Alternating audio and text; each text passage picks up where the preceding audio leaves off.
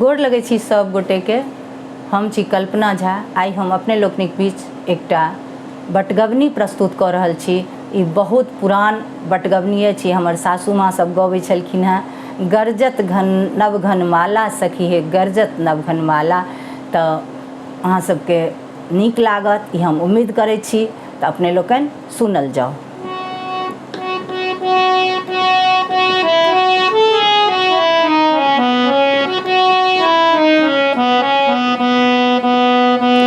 गरजत नव घन माला सखी है गरजत नव घन माला। गरजत नव घन माला सखी है गरजत नव घन माला। प्रथम सघन तिमिर अक्षर रजनी दोसर द्वितीय कराला।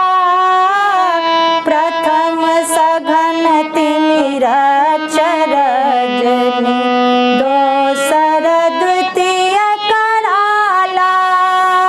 तेसर सेज सुन सखी पहुबिन तेसर सेज सुन सखी पहुबिन उठत अग्नि के ज्वाला सखी गरजत नव घन माला। गरजत नव घन माला सखी है गरजत नव घन माला।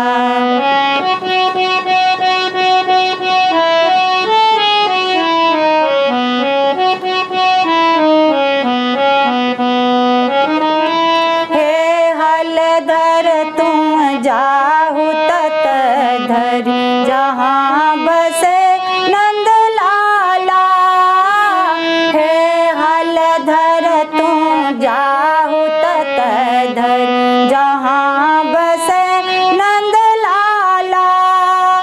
कहबनि हुनका तेना भय बनिका कहबनि हुनका तेना भय बनिका।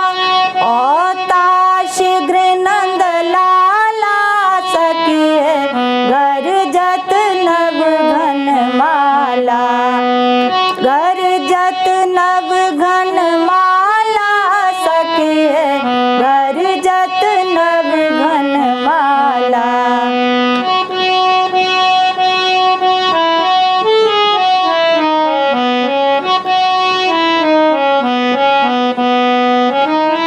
जो झट दो मोहन नहीं होता होयब तनिक बेहाला। जो झट दो